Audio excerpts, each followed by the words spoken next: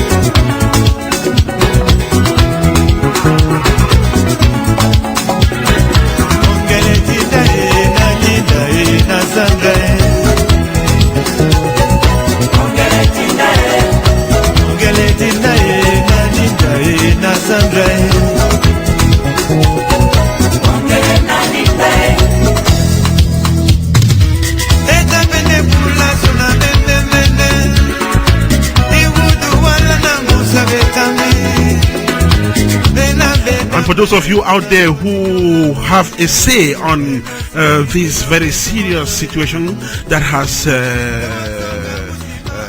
befallen Africa. Please just tell us what you think.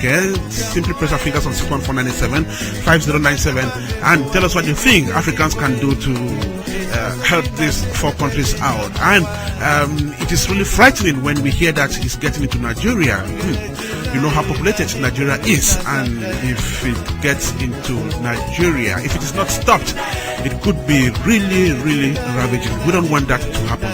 Reason why we're opening our airwaves for people to make suggestions, and everybody's opinion now counts. Everybody's opinion now counts. All right, this is African Cocktail.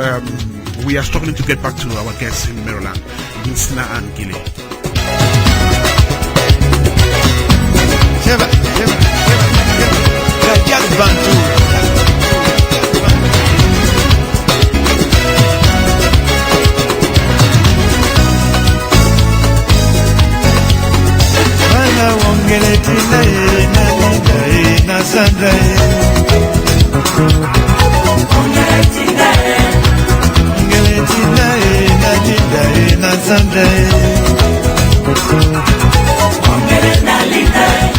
Okay, it's exactly 17 minutes to 11. Let's get back to Maryland, where Giileh is back on the air. Giileh, you're welcome back. Yes, I'm sorry, I didn't get that. Yes. Okay, Giileh, just before you went off, I wanted to get your reaction on how you felt soon after the news of this outbreak. Yes, Winstina is actually back. She's joined us. Okay. All right, just go ahead. Tell us, so how did you feel when you got news of this outbreak?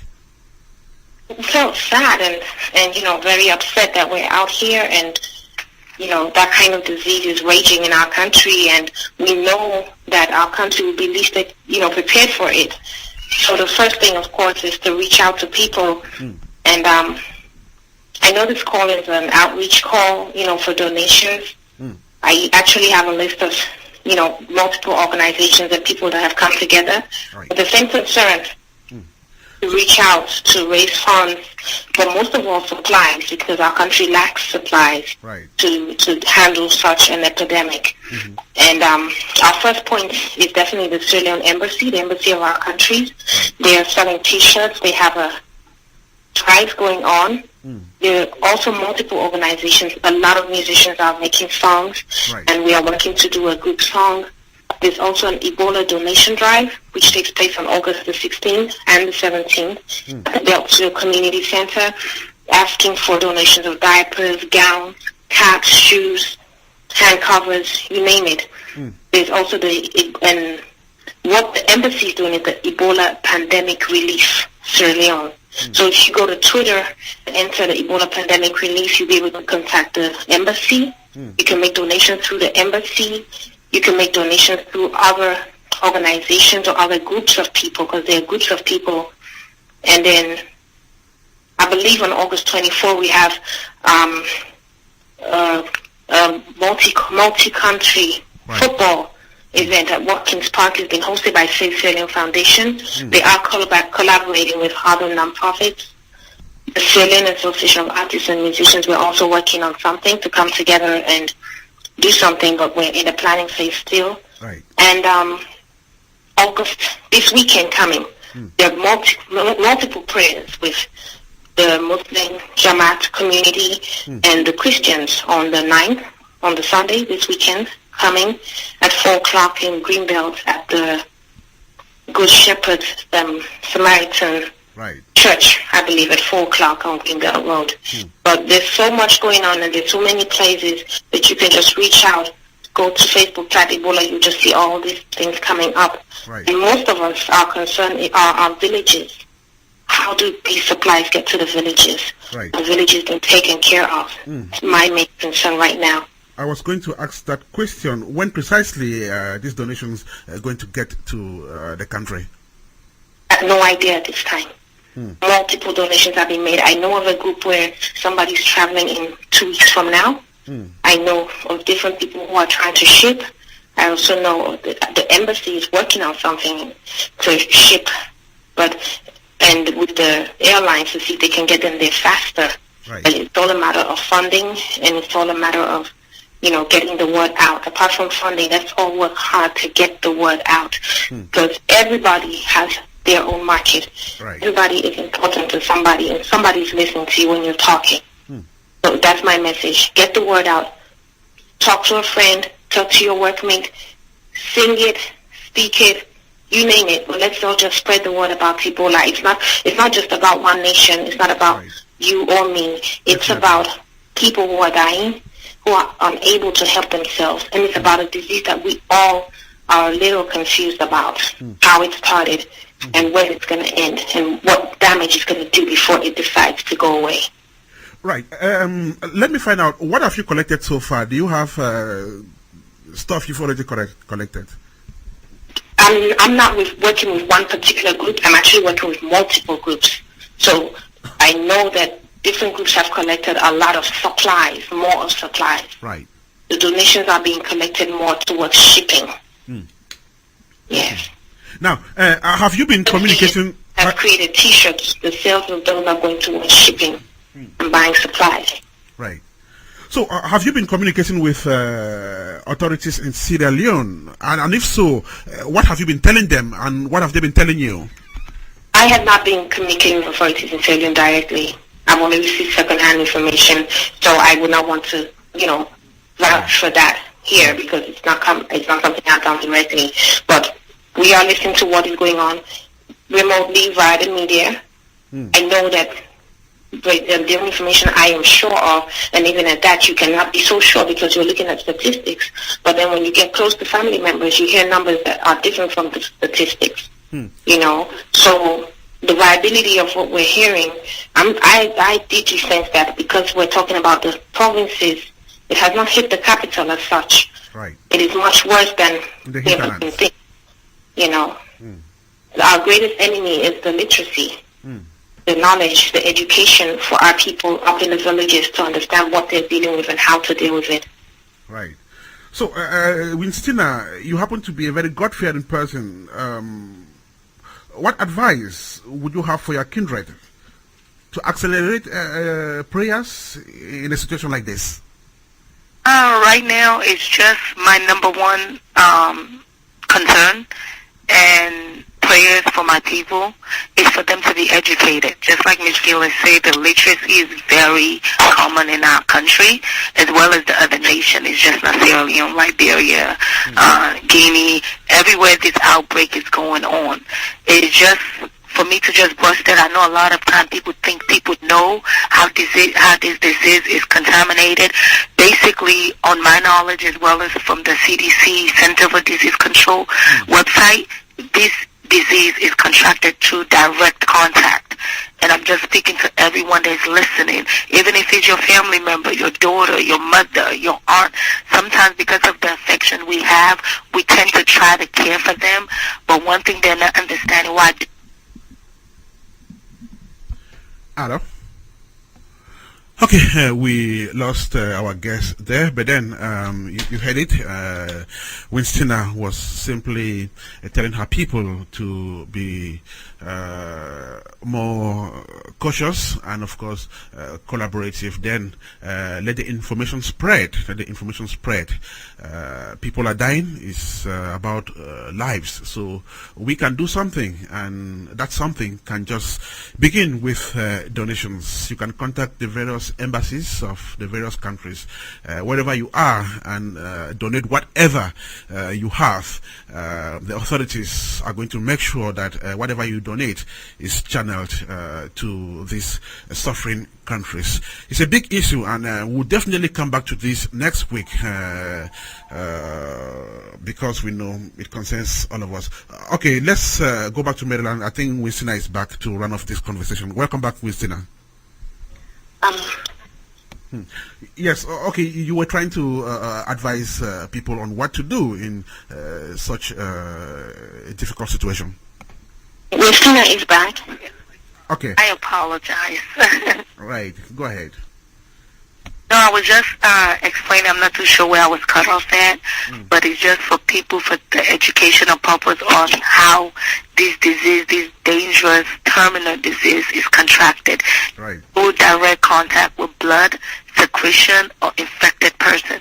I know sometimes we're exposed to object and coming close to a family member who we are trying to help, but at the same time, even if you're trying to help, it's also to make sure you cover yourself. Preventive methods are very, very important at this point, because you cannot be helping family member. You're also contracting it, passing it on and on to everybody.